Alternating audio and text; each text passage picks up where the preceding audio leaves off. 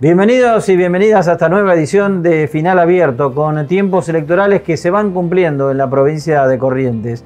Cierre de las alianzas electorales, ahora el próximo 10 de julio va a ser la fecha para que los frentes políticos que se inscribieron el día martes presenten ya sus candidatos. Vamos a estar hablando de esas cuestiones políticas, de esas definiciones en Final Abierto. También la presencia de un dirigente del Partido Liberal, hoy con disonancia o con diferencias con la actual conducción partidaria, pero ya anuncia que va a dar pelea en las primarias abiertas, simultáneas y obligatorias previstas para el día 12 de septiembre. Ricardo Caíto Leconte va a estar esta semana en Final Abierto.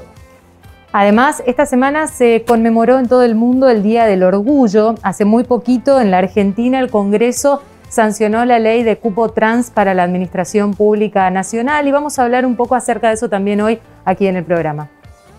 Con Alejandro Carlen, que es parlamentario del Mercosur y es uno de los referentes del Partido Justicialista, vamos a hablar de la vida interna de ese partido, del Frente de Todos, de Cantero como candidato a intendente, pero también arriesgando una fórmula para el Frente de Todos, la de Fabián Ríos y la de Nito Artaza. Todo esto y más esta semana en Final Abierto.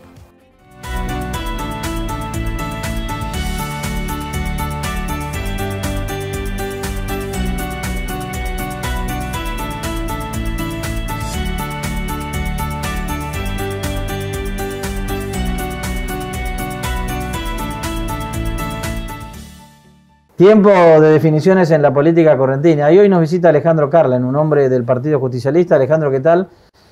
Preguntarte obviamente por las definiciones políticas que ya están, que ya comienzan a darse, y ya tener los nombres de quienes van a ser o que van a conformar la fórmula del PJ. Mira, nosotros tenemos el cierre de partidos, alianza de partidos, y creo que el cierre que se hizo fue muy bueno. La incorporación de Cantero, que trajo 12 partidos, engordó la cantidad de partidos que teníamos previsto en esta alianza provincial. Estábamos en 10 partidos, con 12 partidos más, estamos prácticamente en 22 partidos. Y a su vez, una pata importante del gobierno provincial que viene hacia nosotros. Y no viene solo, sino que en muchos municipios del interior también refuerza con dirigentes que lo han acompañado durante todo este tiempo, que fue vicegobernador de los dos últimos gobernadores que tuvo la provincia de Corrientes, así que creo que los frentes municipales que fuimos armando fueron muy sólidos, con muy buenos candidatos, como el caso de Goya con Gerardo, el caso de Nancy San en Bellavista, el caso de Rubín en Curuzú, el caso de él acá en Capital, de Cantero en Capital, de Chara Echeverría en Empedrado. Son candidatos ganadores, gobernamos Saladas muy bien, tenemos chance de hacer una excelente elección, de ganar muy bien. Gobernamos Esquina, gobernamos la ciudad de Paso de los Libres, también la expectativa que tenemos Santo Tomé, o sea, las ciudades más grandes. Y después hay ciudades chicas que estamos también con unas gestiones excelentes, como el caso de La Valle, Santa Lucía, como el caso de San Roque. O sea que van camino a una unidad, finalmente van a cristalizar la unidad, ¿o no? Sí, yo estoy convencido que esa unidad es posible, fundamentalmente porque hemos madurado mucho. Y los que creemos en los principios del peronismo, en los principios que necesita la provincia para desarrollarse, para integrarse, los que estamos en este proyecto nacional con el presidente, que en el Armado Nacional nos demostró con gran generosidad el espacio de Cristina Kirchner en su momento en tomar la decisión de integrar a todos los peronistas y afines al peronismo que en un proyecto para poder ganar. Creo que los peronistas Corrientes entendimos y estamos en eso. No va a sacar nadie los pies del plato, porque también forma parte de la historia misma del peronismo, ¿no? Cierre de alianzas, presentación de candidatos y después de la presentación de candidatos, los que no ocupan un cargo electivo rápidamente cruzan el charco, ¿no? Y mira, Corrientes es muy particular en eso. Lamentablemente el peronismo no gobierna hace 50 años, porque el que no encuentra en un lugar busca espacio en otro lado como una cosa natural. Pero se fue dando algo muy interesante porque Zabaleta planteó una estrategia muy inteligente que fue tratar de consolidar desde abajo. Siempre el peronismo buscaba poner al candidato y en base al candidato armaba las listas. Y eso siempre dejaba mucha gente afuera. Entonces hoy los armados municipales, por ejemplo Curuzú, teníamos muchísimas dificultades para poder integrar y se integró. Montecasero lo mismo, había una división tremenda. casi irreconciliables. Y él, ¿qué hizo? Se fue a los lugares, no es que tenían que venir los compañeros hasta acá.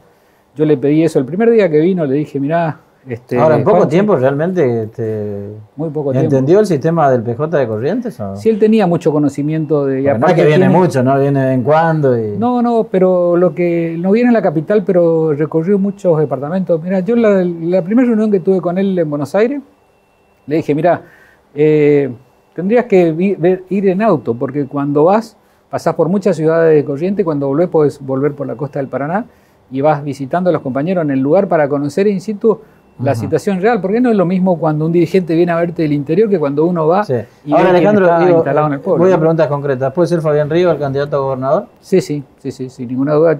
Los dos candidatos que se estuvieron evaluando muy firmes siempre fueron Camao y Fabián. Esos fueron siempre los dos candidatos. ¿Fabián corre con ventaja? No sé si con ventaja, pero creo que la situación se está dando para que él... Pero él no quería hacerlo, ¿no? No, siempre manifestó que no quería. Acá en este mismo espacio, Felipe Acayó, que forma parte obviamente... Sí, Jorge Antonio también de su equipo. Todos han dicho que bueno, que no iba a ser el candidato, que no quería hacerlo. Sí, pero porque estaba muy bien allá y estaba trabajando muy bien, está en un lugar muy importante, estaba al frente de la obra más importante que tiene. Bueno, pero que lo convencieron en este tiempo. Y por ahí a veces la política te exige situaciones que vos tenés que asumirla, y creo que si él es candidato a gobernador es por eso, ¿no? ¿Y quién más está dispuesto dentro del PJ a poner su nombre para poder lograr el triunfo del proyecto que están presentando? Lo que pasa es que podemos estar mucho dispuestos. Vamos a suponer, yo puedo estar dispuesto a ser candidato a gobernador, pero no siento que sea el momento. Porque yo creo que cada partido político tiene su candidato del momento y el que está instalado. Hay que ser consciente de eso. A mí me gustaría ser candidato, pero yo siento que todavía no es mi momento, que no estoy todavía en esa etapa para pedirle a la sociedad que me acompañe a gobernador. Es lo que yo siento. Creo, por eso me postulo a un cargo legislativo que sí creo que puedo aportar mucho, que en este tiempo trabajé mucho. Creo que los proyectos, más de 60 proyectos que presenté en el Parlamento del Mercosur, que tuvieron repercusión nacional e internacional inclusive, si llevamos al Senado de la Nación o a la Legislatura Nacional, podemos ayudar a Corrientes a que esos proyectos se cristalicen. O sea que Fabián Ríos es el mejor candidato a gobernador que tiene el Frente de Todos.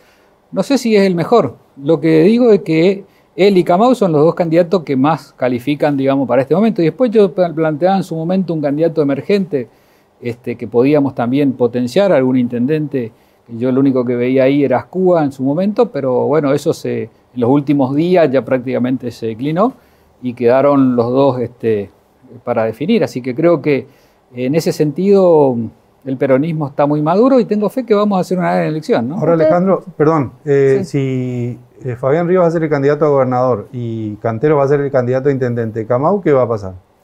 Y ahí ya no sé, porque Camao está un poco... Yo hablé hace 2 o 3 días con él, la semana pasada, buscando que estemos todos, ¿no? Y bueno, hablamos un rato y le propuse algunas alternativas para que las evalúe, pero bueno, seguramente... ¿Él quiere ser senador nacional de nuevo? Dirá, no necesariamente, pero dirá él en su momento por qué tomó la decisión que tomó y dónde termina jugando, ¿no? Ahora, ¿el partido le permitiría a Camao ser senador de nuevo? No es que el partido... Pasa que si uno va por la gobernación de la provincia, es un poco antiético que vaya como candidato a senador ante la sociedad. Sí, no corresponde, hay que decirlo claramente. Es poco serio, entonces... o sos candidato a una cosa... a intendente, a senador y a gobernador. Claro, aparte, en el gobierno nacional, sin duda, después de las elecciones va a haber un recambio, un candidato a gobernador que gane, que gobernador, pues si pierde seguramente el gobierno nacional te puede contener, va a haber muchos recambios de gabinete, qué sé yo. Por ejemplo, Scioli viene el candidato a la provincia de Buenos Aires, queda la embajada de Brasil libre, queda la embajada de Italia libre. Ahora, lo que está sugiriendo Alejandro es que todas esas alternativas se le ofrecieron a Camao Espínola para que acepte la gobernación. No, yo no digo que se ofrecieron, sino que el peronismo de Corrientes puede pelear espacio de poder en el nuevo rearmado del Gabinete Nacional, donde un candidato a gobernador perfectamente puede calificar sin ningún inconveniente. Él ya fue secretario de Deporte de Nación, Matías Lamen también va de candidato, o sea, hay muchos lugares en el Gabinete Nacional que va a haber un recambio que todos sabemos que va a suceder. Y ahí yo creo que después de esta unidad del peronismo de Corrientes hay espacio para que no solo él, sino otros compañeros también de Corrientes puedan integrar parte del gobierno nacional. Hoy tenemos un solo funcionario de Corrientes con rango en el Gabinete Nacional, que es Luis Almirón. y no tenemos otro. O sea, Corrientes se merece también más espacio en el Gabinete Nacional. Ahora, Ale, al día de hoy decís que el candidato a gobernador del Frente de Todos es Fabián Ríos. Así como viene, creo que sí. ¿Y el vice? Y el vice... ¿O la vice? No, yo creo que va a ser... Yo creo que Nito Artaza tiene grandes posibilidades de ser el ¿Y qué pasa con el compromiso de paridad? Y el compromiso de paridad está en el marco del peronismo. El peronismo plantea, pero en un marco de alianza, los aliados tienen que poner sus candidatos. Si fuese todo peronista, tendría que ser el Partido Justicialista. Fue una propuesta mía en el Consejo Provincial del partido, el tema de la paridad, pero eso para el justicialismo, para los otros partidos, para la ley de Corrientes, eso no es. Para la ley que no existe, claramente. Claro, Corrientes pero no si hay se un compromiso, Zabaleta nos dijo a nosotros que iba a ser paridad. Y bueno, pero Zabaleta es interventor del Partido Justicialista. Después tiene que consensuar con los otros partidos que vienen a la alianza. O sea que eso él no puede base, tomar la si decisión no por logró, todos digamos. los partidos. Él tiene que tomar en un marco de consenso con otros partidos. Yo creo que ahí, mi opinión, por ahí yo me equivoqué, pero en ese contexto creo que Nito Artaza puede ser un muy buen candidato a vicegobernador de la provincia, tanto de Camagüey o de Ríos, ¿no? Bueno, y hablando respecto de esto de conformar las fórmulas, usted tuvo mucho que ver con el regreso de Canteros, o que Canteros venga ahora a este frente. ¿Qué le cuesta al PJ el regreso de Canteros? No, yo no creo que le cueste. Yo creo que al peronismo lo de Canteros le vino muy bien. A mí primero me retaron muchos, pero después empezaron a entender que la verdad que Canteros contenía a muchos peronistas en su espacio dentro de ECO. Y a su vez tenía muchos partidos que habían salido. Mire, de los 12 partidos que tiene Cantero, 10 compañeros que están con sus partidos propios estuvieron conmigo en la interna del 2010 cuando yo fui candidato a presidente del partido. Después se enojaron, hicieron cada uno su partido y se fueron, y después fueron con Canteros, hicieron su partido. O sea, hay muchos peronistas que lamentablemente no se han sentido contenidos en los últimos tiempos en el peronismo y terminaron haciendo su propio partido. Y que querían volver. Y Cantero fue ese instrumento. O sea, lo que le enriquece al peronismo Cantero, yo no creo que haya ningún peronista que realmente quiera ganar la provincia que esté con una disconformidad. Al contrario, yo he encontrado un apoyo total a la figura de Cantero con todos los compañeros que consulté, que hablé, y así una expectativa. El peronista quiere ganar. Nosotros no ganamos hace 50 años, queremos ganar Corrientes. ¿Pero tienen chances realmente? Yo creo que, yo sinceramente ¿O creo más que pelea en la capital que en la provincia? Yo lo veo a Valdés más solo que Tarzán, no tiene ni un candidato. Tiene 30 bueno, partidos atrás. Pero no tiene ni un candidato ganador con él. Es solo la figura de él contra todos. Pero es una figura fuerte. Pero si uno compara los candidatos a intendente que tenemos nosotros en los departamentos que te nombré, son ganadores. Y él no tiene ningún candidato ganador como tenemos nosotros en los pueblos. Creo que realmente el armado nuestro desde abajo va a generar un resultado positivo. No tengo dudas de que la figura de Valdés está a las claras que tiene una imagen alta, pero fíjese, el municipio de Posada, hace 3 semanas, votaron 78% de imagen positiva del intendente, 84% de imagen de gestión, ganó por 3 puntos. Entonces, eso de la encuesta de la imagen positiva, creo que en eso Ricardo Colombi tiene razón, que él tuvo candidato con 80% de imagen positiva, que después en las elecciones nos sacaron 40 puntos. Alejandro, y este esquema de tracción de votos en 2 partes, porque ustedes, el Frente de Todos va con una instancia ahora en la provincial y hay municipios que van a votar después en las elecciones nacionales. ¿No se fuga fuerza ahí? Yo en lo personal no estuve de acuerdo nunca que sea así. Le manifesté a los intendentes, hablé con Ascuba. Ustedes querían votar todas ahora. Yo era la idea que había que votar juntos en esta elección, porque además cuando se vota intendente se esfuerza más. Pero también es cierto que al no votar tampoco la oposición en el lugar, esas cuestiones se emparejan. Tiene una ventaja relativa al que está gobernando. Y si se elige, también tiene una ventaja al que está gobernando, ¿no? Porque está buscando mantenerse o mantener el espacio de la municipalidad. Pero bueno, se dio así y son pocos los municipios que en definitiva, y son municipios donde el peronismo está muy consolidado, el caso de Libre, Mercedes, Esquina. Alejandro, la última, porque estamos hablando obviamente de pero digo, ¿vas a ser candidato a senador nacional? Sí, por mi espacio sí, yo estoy trabajando para eso. ¿Vas derecho a las PASO? Yo a las PASO sí, yo lo manifesté hace 3 meses, estoy trabajando para eso. Creo que puedo aportar mucho a la provincia de Corrientes de ahí. He trabajado. ¿No te bajás de esa candidatura? No, yo he trabajado estos 4 años para poder poner proyectos que realmente transformen, porque sea quien sea el gobernador, Carlos, hay cosas que Corrientes necesita. Yo logré que el presidente de la República en su discurso, el último discurso en la Asamblea Legislativa, un proyecto mío sea el número 3 de su discurso, que es el corredor bioceánico, por ejemplo. Logré que el tema con Macri, presidente, tome un proyecto mío y se habilite el puente sobre Ituzaingó.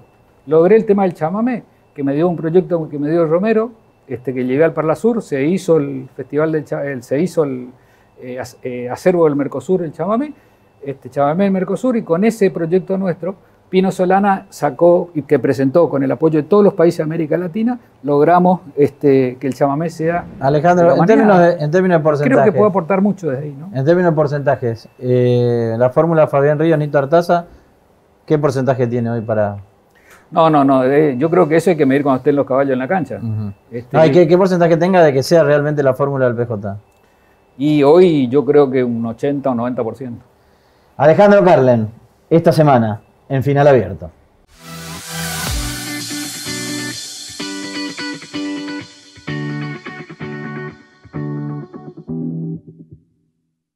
Esta semana se está celebrando, y durante todo el mes de junio en realidad, el mes del orgullo a nivel mundial, y el lunes pasado fue el Día del Orgullo. Por eso nosotros estamos aquí con Darío Silva para charlar acerca y pensar un poco qué pasó en Corrientes desde aquel año que organizó la primera marcha del orgullo LGTBI al día de hoy, ¿no? ¿Cómo estás, Darío? Gracias por venir. Hola, ¿cómo estás, Gabriela? La verdad que un gusto y un placer poder hablar de estos temas que, bueno, siempre se dan en esta fecha. Claro, casi una década ya de aquella primera convocatoria en la que, bueno, vos fuiste protagonista de esa primera convocatoria acá en Corrientes.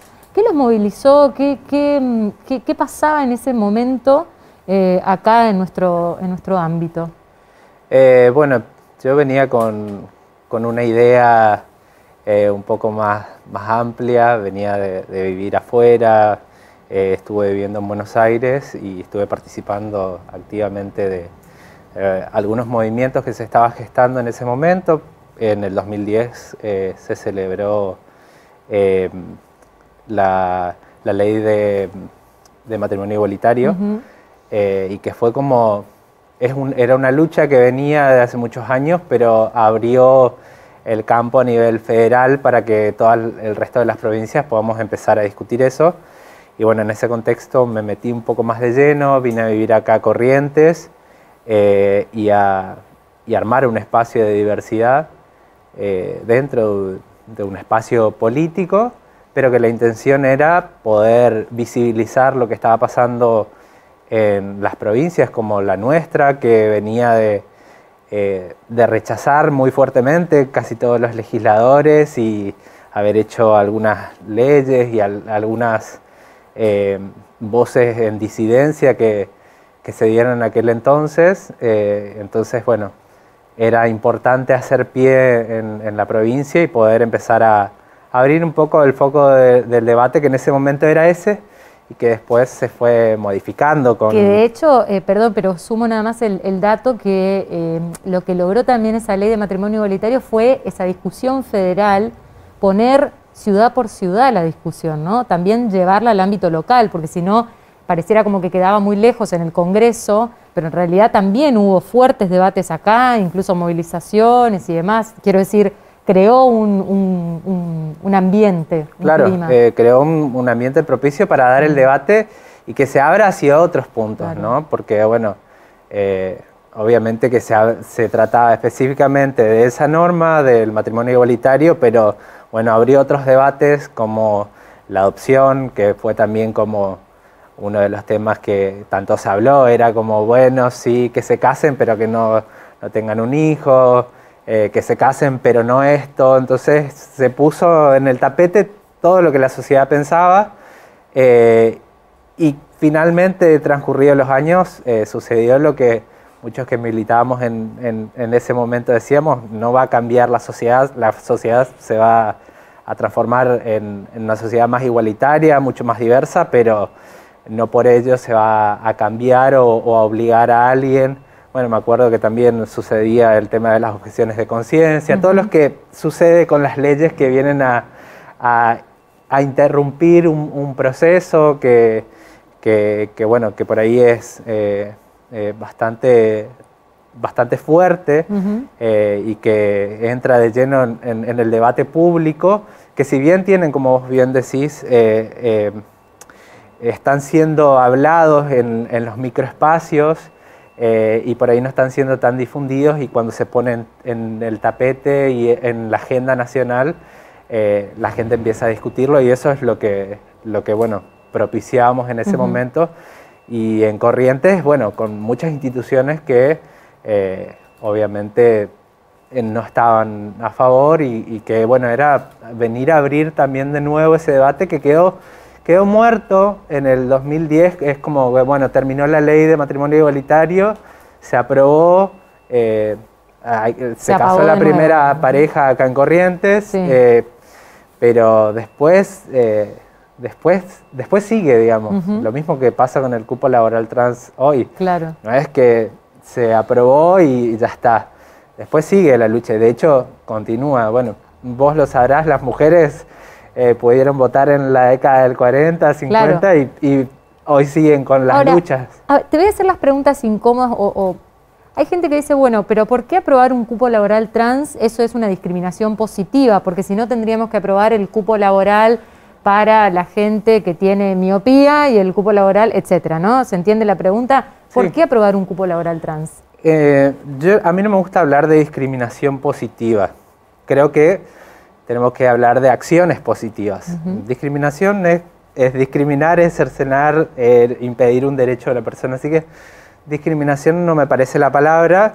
Se utiliza mucho, pero para mí... Se utiliza para hablar de cuando terminamos haciendo lo contrario, pero que termina siendo igual discriminatorio, ¿no? Por eso el uso de la palabra me parece correcta, pensar en acciones positivas.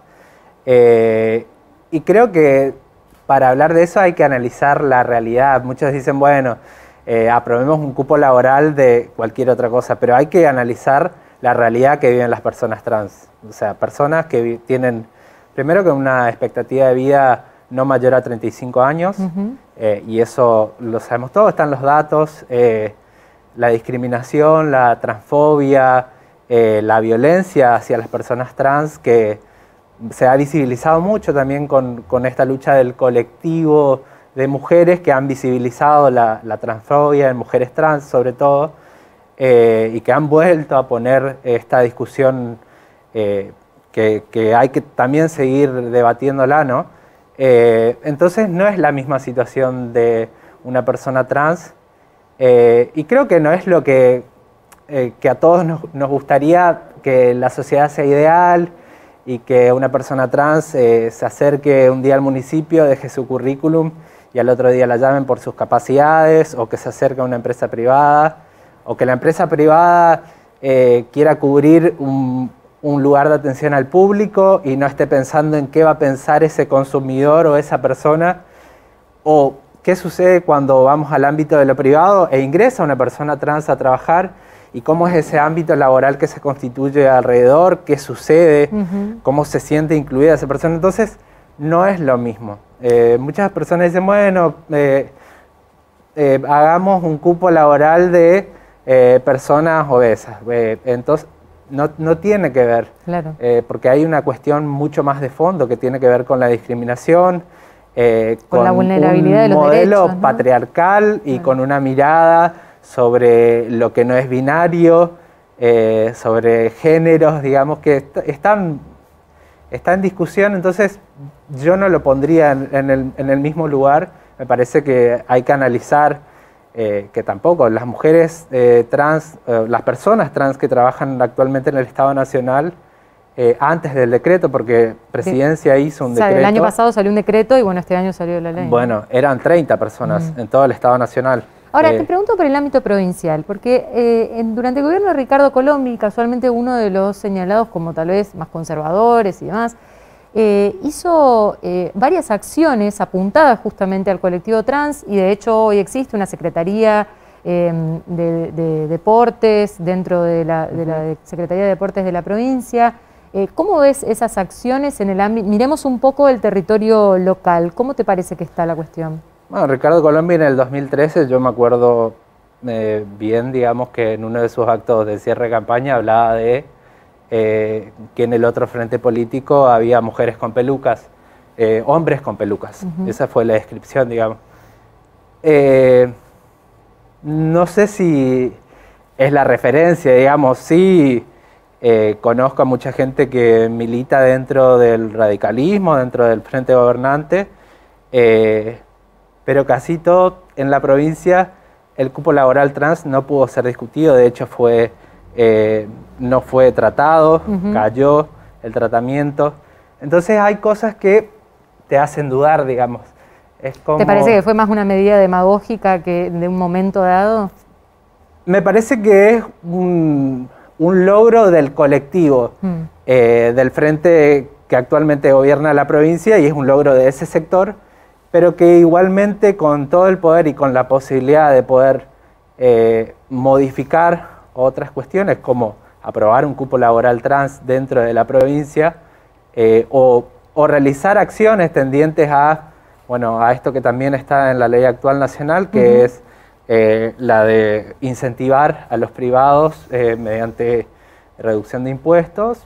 Me parece que son acciones que se podrían llevar adelante y son las acciones que valen, porque creo que de nada sirve crear un programa para contener a un grupo y que ese grupo trabaje entre ellos, digamos. Me parece que tiene que ser mucho más amplio el alcance. Si se va a crear una política pública provincial en torno a la diversidad, tendría que ser transversal a todas las áreas, ¿no? Empezar a pensar en la educación. De hecho, la Ley de Educación Sexual Integral es una deuda. Algo que no se viene trabajando, que se viene trabajando esquivando algunas cuestiones como esta. Bueno, hablemos de educación sexual integral, pero la parte de las trans no, la parte de la adopción de parejas del mismo sexo no.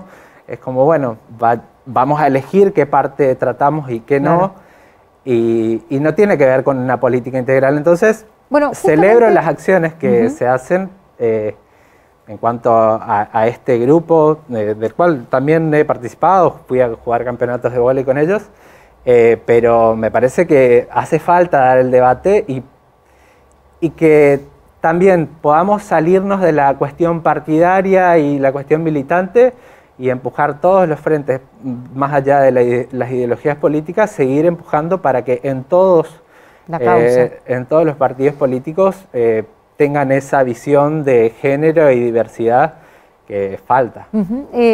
Precisamente estamos hablando de esto a propósito del Día del Orgullo, ¿no? Una palabra que viene a contraponerse con esta idea de, vos lo decías hace un ratito, bueno, vos podés ser lo que quieras, pero no lo digas, no te manifiestes en público. Y me interesa preguntarte cómo fue la experiencia desde la tuya, digamos, de hacer frente a eso y de decir, ¿por qué yo no puedo vivir mi vida libremente como lo hace cualquier hijo de vecino o hija de vecino? En lo personal, digamos que no me costó tanto, fue una cuestión más del entorno, pero mi familia siempre fue muy abierta. De hecho, tampoco viví preguntas incómodas como cuando presentás tu novia o esas cosas esas historias que por ahí escuchamos o leemos, esos relatos, como un relato de Flor de la B cuando le escribe su carta a su padre, de todo lo que vivió. Personalmente no me tocó eso.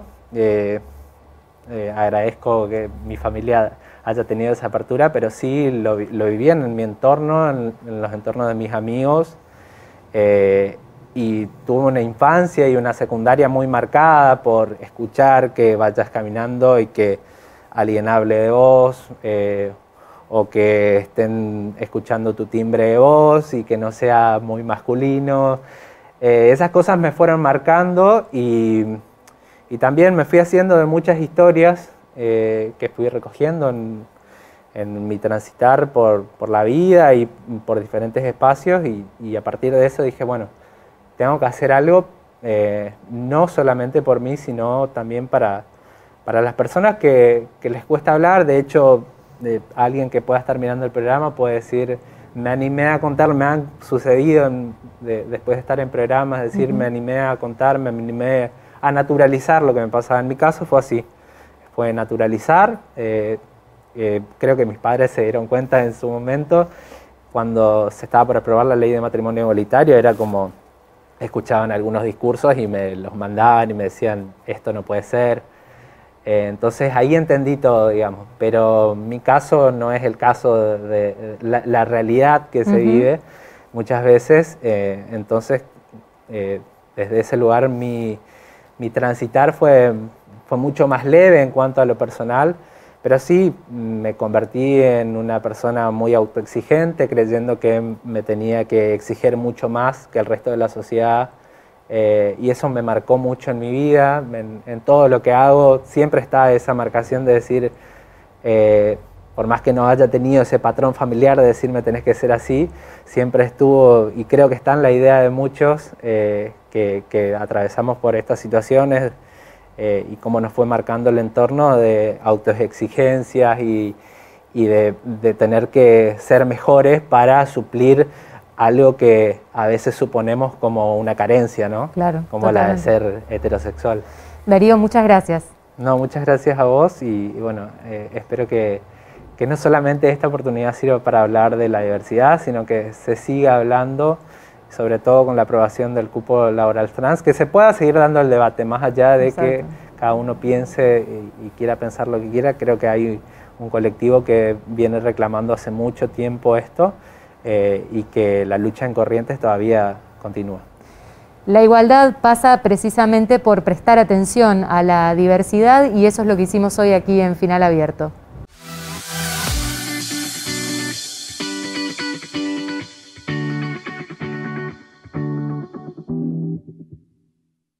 Estamos en etapa de definiciones, ya se presentaron las alianzas de cara a las elecciones del 29 de agosto. Y bueno, hay algunas definiciones, pero todavía faltan los nombres, ¿no? Y los nombres todavía hay que esperar, me parece, un poquito más de tiempo para definir. Lo mismo que también se tardó hasta último momento para terminar de darle las puntadas finales a la alianza, porque, bueno, una cosa son claramente los armados provinciales y otra cosa lo que está pasando en el interior de la provincia, ¿no? Claro, Pepe, porque además esta cuestión del interior hoy ha planteado diferencias notorias con respecto a las alianzas provinciales. De hecho, lo que hoy observamos en lo que es la alianza oficialista presenta colectoras en muchas localidades, ¿no? Originándole algún que otro tipo de inconveniente. Veremos después del 29 de agosto, cuando se vote en estas comunas, si ese resultado de estos desencuentros para tratar de conformar una lista con un solo candidato, finalmente les hace o no perder comunas que actualmente las viene administrando y con cierta continuidad en los tiempos, ¿no? Así que me parece que es una estrategia que al menos aparece como arriesgada. Veremos después del 29 de agosto, ya con el diario de después de las elecciones, si eso finalmente le ha significado al oficialismo provincial perder comunas que las tenía administradas cómodamente, ¿no? Que además a eso le sumo, Carlos, esto que vos decís, la dificultad de jugar con estos armados, también las particularidades que van a tener la campaña este año, no nos olvidemos de esto. El tiempo, el plazo muy corto, digamos, claro, que tenemos de acá al 29 de agosto, la pandemia de por medio, ¿cómo van a hacer para poder cerrar filas y empezar a convencer de estos nuevos esquemas, a comunicar, a hacer campaña, lisa y llanamente, con el contexto en el que estamos ahora, ¿no? Pero convengamos además, Gaby, que estamos en medio de una campaña que es absolutamente atípica, es diferente, pero lo que me parece que se consolida es un sistema que no podemos hablar de bipartidismo, porque no hay solamente dos partidos políticos. Claramente es un bialiancista. Exactamente, ¿no? Dos frentes o alianzas electorales muy fuertes y por el resto queda fuera. Y lo que nos vuelve a plantear una vez más cada vez que hay turnos electorales en Corrientes es cuándo definitivamente la dirigencia política en la provincia se va a poner de acuerdo para discutir si este sistema electoral es conveniente o no. Mirá, en principio parecen ser como 80 partidos políticos en una sociedad que no da para tener tantos partidos políticos. Y que además, ¿qué propone, qué de diferente propone cada partido político, ¿no? O sea, ¿para qué tenemos un partido político? Sería claramente, acá hay dos cosas también, ¿no? Uno, que la justicia tiene que hacer su conclusión de lo que pasó anoche. O sea, el cierre de alianzas totalmente digital. Hay que hacer una conclusión de eso, si se va a avanzar o no se va a avanzar. Con respecto a lo otro, bueno, hay dirigentes que lo tienen recontra claro, que no hay 40 partidos, 40 miradas, son espacios políticos, son elementos de de gestión casi empresarial, digamos, hay dirigentes políticos que usan los sellos. De hecho, ahora se están presentando. Claro, te lo decía Ana María Panda, son pymes, son pymes. Son salidas laborales, y después está lo otro, que son instrumentos que le beneficia claramente a quien está en el poder. Eso de aquí a la China. Y Ricardo Colombi suele decir también de que, bueno, tenemos 40 partidos, pero no tardamos como Estados Unidos, tarda, no sé, una semana para definir. Es todo verdad, digamos, ¿no? Pero en algún momento también habría que sincerar estas cuestiones del régimen electoral, del sistema electoral, que beneficia siempre al que tiene la estructura más grande. Pero lo que pasa, Pepe, que esta discusión, inclusive, y en esto hay claramente al oficialismo, ¿por qué no lo cambia? Porque le conviene. Es decir, ¿para qué tocar algo que sirve? Que sirve porque si el oficialismo viene ganando, y para qué va a tocar algo, equipo que gana no se toca, menos cuando no vas a ir a cambiar el reglamento, cuando ese reglamento claramente te favorece. En cuanto al premio mayor, pero también, además, tiene beneficios extras que tienen que ver con el ordenamiento de los socios. Claro, o sea, son todos menores, yo sigo mandando, ¿no? Pero de todas maneras, Pepe, fíjate, digo, el oficialismo, bueno, si me conviene, no cambio. Por supuesto. Pero ¿y la oposición? Porque la oposición pega el pataleo cada vez que se suceden estos cierres electorales, cada vez que hay elecciones, después el resultado le es negativo. Pero después se olvidan, ¿no? Exactamente. Se meten otra vez en sus conflictos, en sus dilemas internos, en ese laberinto en el cual, sobre todo el Partido Justicialista, no puede salir, en el cual también ahora le está costando poder encontrar algún camino, ni siquiera puede encontrar un candidato. Entonces se olvidan de discutir aquellas cuestiones que son verdaderas políticas para poder cambiar un sistema electoral que no favorece. Además pelean con las mismas armas que dicen combatir, digamos, porque están sumando sellos para ver quién tiene más. Pero ¿no? esa discusión no se la plantea abiertamente, decir, bueno, y levantar como una bandera, ¿no? No, pero y además, porque la alianza es una alianza para ganar elecciones nada más. No Claro, es tampoco, sí. ni siquiera es una alianza para pensar un futuro gobierno o para una construcción de un proyecto. Por eso también la pregunta de ¿para qué es una alianza? ¿No? Porque si yo me dijera, bueno, el Frente de Todos está fortaleciendo la alianza con oportunidad de las elecciones, pero porque después va a empezar a trabajar un proyecto a largo plazo, acá 4 años, vaya a saber lo que fuera. Pero tampoco es eso, porque como terminan las elecciones y otra vez... No, porque además no se plantea, Gaby, nunca se plantea, de hecho se plantea el espejo inverso totalmente a lo que sucedía con el Pacto Autonomista Liberal. Es decir, la Alianza Pacto Autonomista Liberal establecía un régimen de alternancia, pero también un régimen de lugares, digamos, donde el otro partido hacía de contrapeso interno al que estaba gobernando. En el caso de la Alianza ECO, es la UCR quien gobierna y el resto son, digamos, participan, pero no tienen ninguna, porque el gobierno está concebido, no quiere decir ni que sea mejor ni peor, sino que está concebido así, y los que están ahí aceptan esas reglas del juego, ¿no? Pero bueno, anoche cerraron alianzas. Días previos, Canteros recibió la bendición de Zabaleta. Bueno, queda solo determinar con qué grado de soledad o de participación de todo el armado del Partido Justicialista va a terminar jugando el vicegobernador. Ahora, ¿no? Pepe, vos hablás de la bendición de Zabaleta. A mí me parece que Cantero en realidad le vino a solucionar un problema al Sin peronismo. duda, Sí. sin duda. Porque no tenía candidato. Sin duda. Por eso yo te decía la semana pasada en este mismo programa que quienes patalean dentro del justicialismo en realidad están haciendo el juego al oficialismo, digamos, porque pataleás si vos generaste condiciones, generaste candidatos, si generaste condiciones de competitividad, cosa que nada de eso ha generado el PJ en los últimos 4 años. Pero además ese pataleo que se da de algunos sectores es justamente por una cuestión de tratar de ocupar algún cargo para llegar al legislativo, ya sea en el Consejo Deliberante de la capital, ya sea en la legislatura provincial. No es un pataleo que tiene que ver con un proyecto diferente de gobierno, ni un proyecto político distinto, ¿no? Le hago la pregunta para cerrar a ambos, ¿no? Porque acá cerraron alianzas. El tema es que de acá a la inscripción de candidatos, ¿ustedes creen que va a haber solo 2 candidatos a intendente aquí en Capital? ¿Va a haber solo 2 candidatos a gobernador? ¿O esto se puede ampliar con partidos independientes?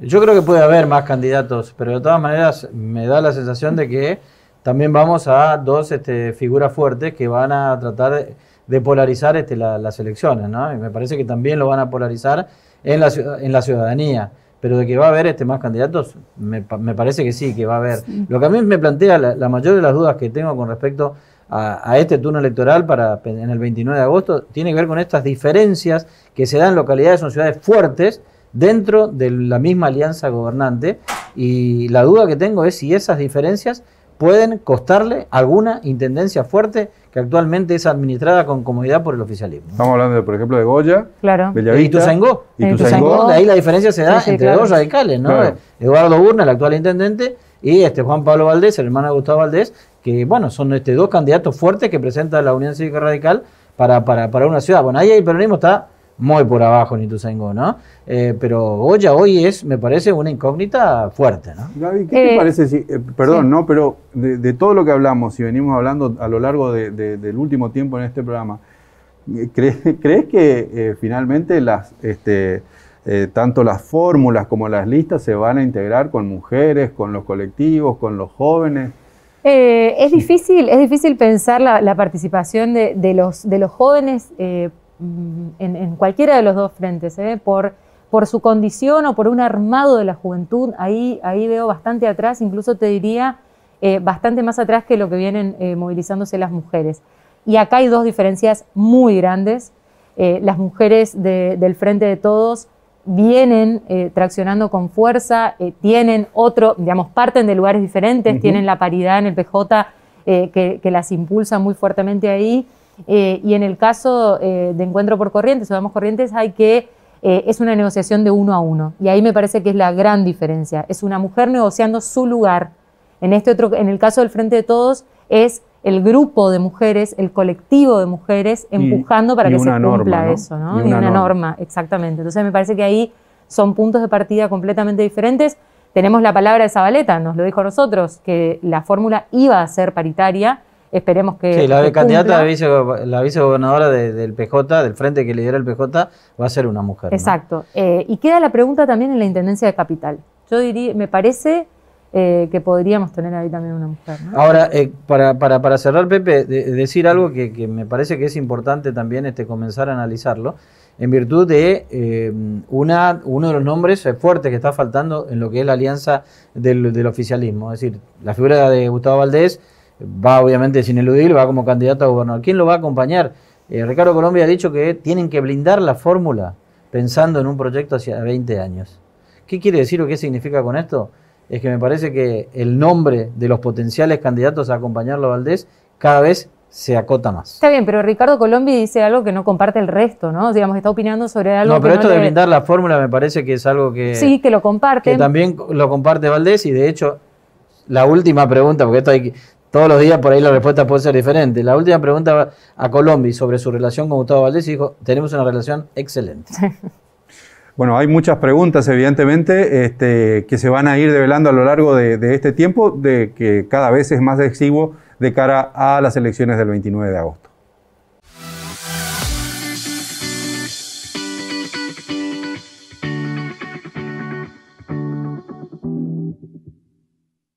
Estamos cada vez más cerca del 29 de agosto, fecha de las elecciones, y estamos en tiempo de definiciones, pero hay cuestiones que necesitan claridad en función de que, bueno, hay preguntas que no se responden del todo. Por ejemplo, con qué es lo que pasa con cierto sector del Partido Liberal, y para eso lo invitamos a Caíto Leconte. Caíto, gracias por estar acá. Gracias, Eduardo. Gracias a ustedes por invitarme. Tu figura y tu apellido se referencian con el Partido Liberal, pero es como que en el último tiempo están sin juego. ¿Qué es lo que está pasando con ustedes ahí en el Partido Liberal? Bueno, estamos fuera del partido como autoridades partidarias del 2018. No pudimos participar de la interna por algunas cuestiones legales, formales, y el sector que nosotros enfrentábamos, que venía o que estaba en ese momento aliado al Frente para la Victoria, en ese momento, hoy Frente de Todos, PJ, se quedó con el manejo del partido. Al poco tiempo tomaron la postura que nosotros proponíamos, que era aliarse con Eco Más Cambiemos, así que ahí está el partido. Eso permitió que por lo menos las diferencias sustanciales, que era esa cuestión, se allanen un poco. Sí, se allanen. Entonces ustedes ven que no hay ningún tipo de enfrentamiento ni cuestiones dentro del Partido Liberal, pero el partido tiene sus autoridades constituidas y son las que decían las alianzas, las candidaturas, porque la convención también nosotros nos participamos de esas instituciones partidarias, así que estamos esperando a ver qué va a pasar mañana, pero bueno, ¿Pero todos el sector sabemos... de ustedes fue desplazado, está fuera del partido o solo no fuera. participa? No participamos al no ser autoridades partidarias, seguimos con nuestra afiliación al partido y podemos opinar, digamos, pero no podemos tomar decisiones. Pero las decisiones que se están tomando son un poco las que nosotros siempre propusimos. Lo que no podemos es elegir candidatos ni influir en esas cosas. ¿Y qué es lo que ven ustedes a futuro? ¿Van a insistir? Porque autoridades partidarias me parece que... Bueno, el año que viene el año pasado se tuvo que haber hecho la interna, hubo prórroga, se hicieron las convenciones vía Zoom y se prorrogaron 2 años más los mandatos. Así que el año que viene la Carta Orgánica establece una sola vez se pueden prorrogar los mandatos, así que el año que viene tendríamos sí o sí internas. Pero una alternativa que se está viendo en este sector es ver la posibilidad de participar en las elecciones internas abiertas simultáneas, que son las PASO. Participar de las PASO. Participar de las PASO dentro de esta alianza en la que nosotros... Y en ese segmento, en esa instancia, tu candidatura a diputado nacional, ¿es así? Es posible, es una posibilidad. Nosotros lo que hicimos este tiempo fue armar equipos de trabajo, plantear algunas propuestas que queremos llevar, y como no podemos participar de la vida interna partidaria, sí podemos participar de esta instancia que son las internas, así que vamos a participar y esa es una alternativa. Ahora, la mía y de otros, ¿no? Caíto, esto significa claramente que para las elecciones provinciales ustedes no van a presentar candidatos, aceptan obviamente la decisión que ya ha tomado la conducción del Partido Liberal. Sí, es la van a acompañar. Pero sin presentar candidatos como si lo van a hacer en las PASO. Claro, nosotros tenemos gente que creemos que está en condiciones de participar como candidato en las elecciones, pero no tenemos la posibilidad de proponerlos. Claro. Lo podemos proponer, pero no tenemos la posibilidad porque las autoridades responden en un 100% a los que están hoy y que son de otro sector interno. ¿Pero ustedes no tienen ningún tipo de participación en la partidaria? En algunas localidades sí, en Goya. ¿Pero acá, en la capital? No, en la capital no. No. ¿Y a nivel provincial tampoco? Tampoco, porque nuestro sector, cuando se presentó a la interna, habían 2 candidaturas a presidente o 2 sectores. Ani Pereira y mi candidatura a presidente. Nuestra lista cayó, o sea que a nivel provincial no tenemos ninguna autoridad. ¿Ustedes están sin representación? Ninguna. Y acá en la capital, María Nieves Garay era nuestra candidata a presidente. Tampoco, nuestra lista... Pero habitualmente, como se dice, Caíto, sacar los pies del plato, eso no lo van a hacer. Ustedes no van a formar un nuevo partido ni nada por el estilo. Nosotros estamos... Ha sido en los últimos años también ha sido una tradición dentro del partido Sí, Liberal. pero no es nuestra postura, no es nuestra postura. Nosotros tenemos un compromiso de muchos años, lo decías vos, no está en nuestra idea ni en nuestras ganas salir del partido. Lo que sí queremos es aprovechar todos los mecanismos que nos da la democracia, como las PASO, por lo menos para poder mostrar a nuestra gente nuestras ideas que hemos trabajado todo este tiempo y ver cuánto podemos influir en la sociedad, pero sobre todo para apoyar en este momento tan difícil donde creo que es necesario que todos los sectores se puedan involucrar y salir a dar sus ideas. Y en ese marco, Caíto, ¿el sector apoya la candidatura a reelección de Gustavo Valdés? Sí, por supuesto. Sí. ¿Y la de Tassano en Capital también? Sí, así es. Porque nosotros tenemos gente que ya estaba integrando ante el gobierno cuando nosotros apoyamos a la candidatura del doctor Gustavo Valdés en su momento, cuando el partido oficialmente tuvo otra postura. Nosotros lo apoyamos y hay gente de nuestro sector que está integrando hoy el grupo de gobierno, digamos, tanto en la municipalidad como en la provincia. Perdón, le conté, ¿qué pasa en el interior del partido? Sí. Que pareciera que son posturas totalmente irreconciliables, aún hoy cuando lograron un criterio común de decir estamos en el frente donde todos creemos que tenemos que estar. ¿Por qué no es posible un diálogo que abra la jugada, entre comillas, y participen todos de eso? Yo creo que es posible un diálogo, nosotros estamos dispuestos al diálogo.